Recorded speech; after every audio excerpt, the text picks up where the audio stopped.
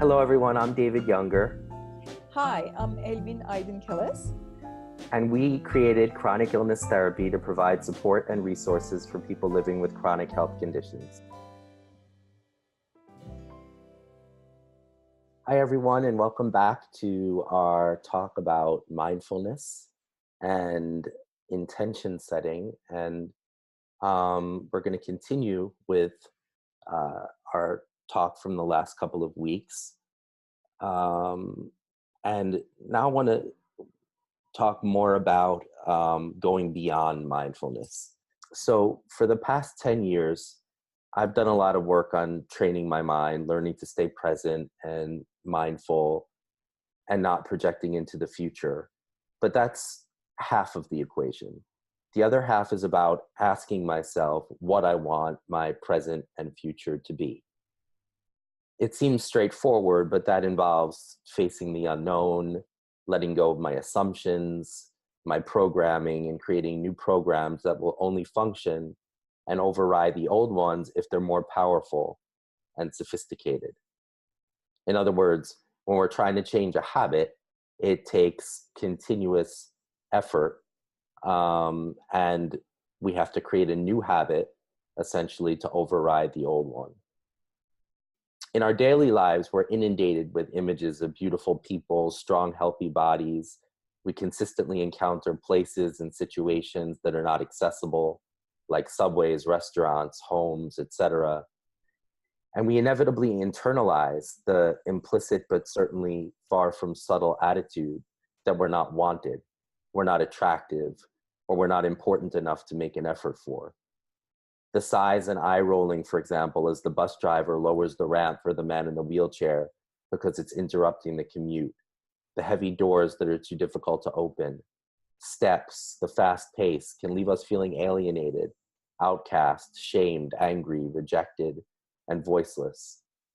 And there are many that struggle with these issues. So what do we do with all these feelings? Disability or no disability, we're constantly measuring if we belong.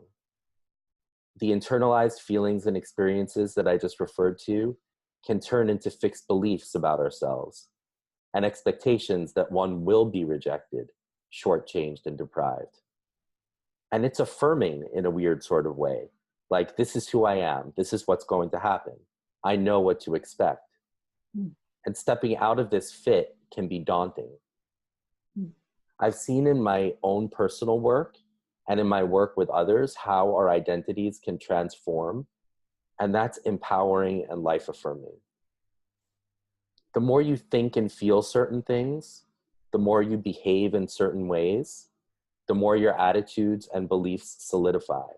So much so that you don't even have to think. It becomes automatic.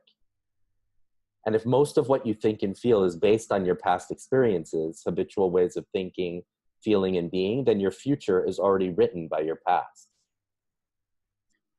To step out of this habit of being yourself is to step into the present moment. Commit to cultivating awareness of these habits, asking yourself what you want, who you want to be, and awakening to the responsibility of creating a new present and a new future that's not just repeating the past. This means to actually be the change you want before it happens. So let's take an example of a negative belief, based on past experiences, like, I'll never get what I want. This is a belief that has developed over time, and it has its associated thoughts, emotions, feelings, and behaviors. There's even a vigilant little warrior inside you that's constantly on the lookout for things that will cause you to feel deprived and confirm your belief.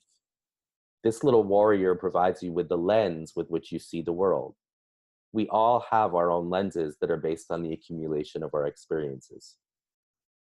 So if you think you'll never get what you want, you feel deprived, and expect the world to react to you in kind, the chances that external circumstances alone will change that are slim, unless you realize and become aware of your habitual ways of thinking, feeling, behaving, and believing that reinforce the same patterns. And that's what mindfulness practice is all about.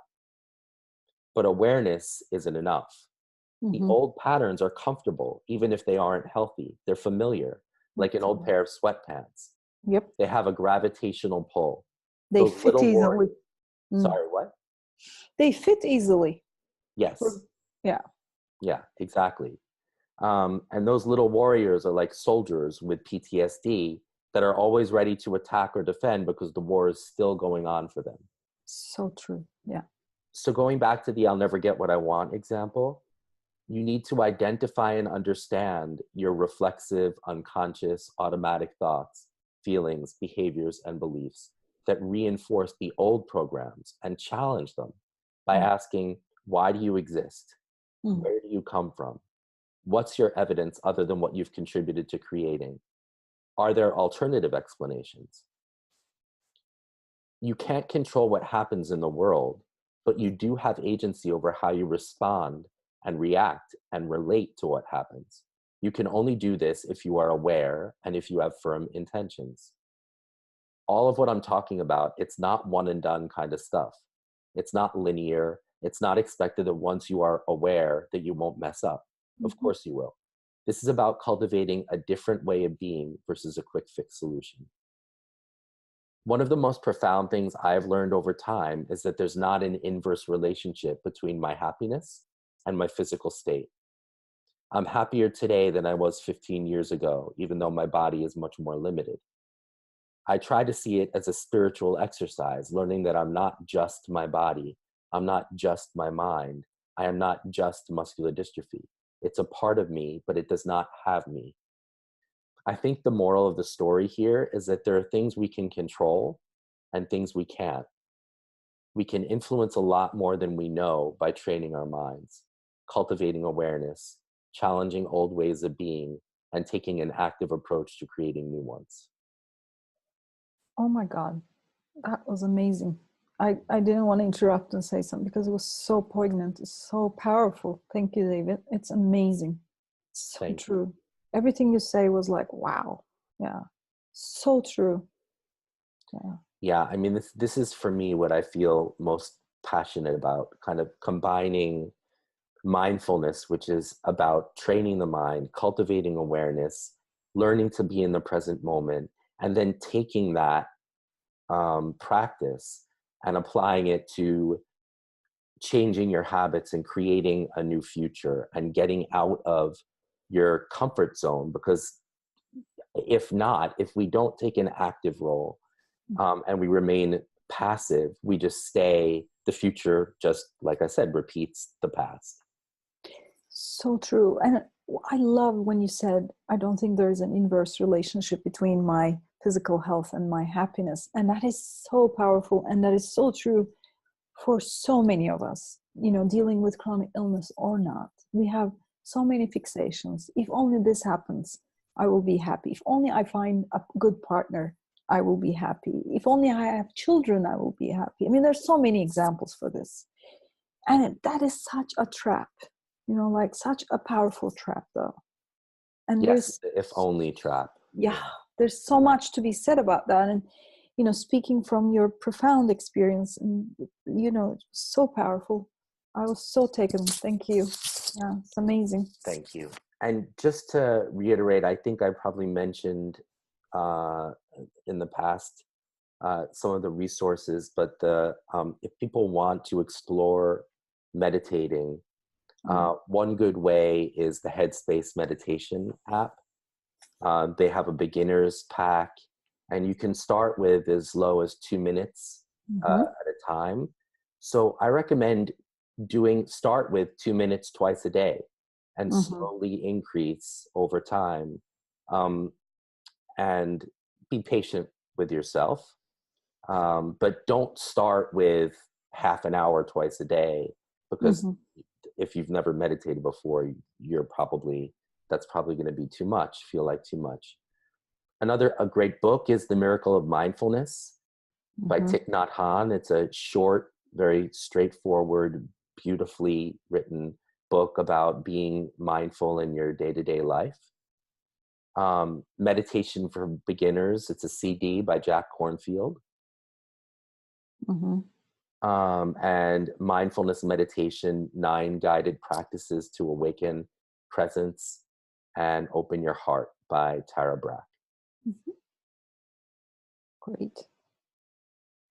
And so we're going to be taking a break for the last couple weeks of December. And we'll start up again in the new year. Getting some well-deserved downtime. Yes. So happy holidays and happy new year to everyone. And thank you for joining us. And please, if this was helpful, like and share this and subscribe, and check out our website, Chronic Illness Therapy, and our Facebook page, Chronic Illness Therapy. Thanks so much. Thank you. It was lovely.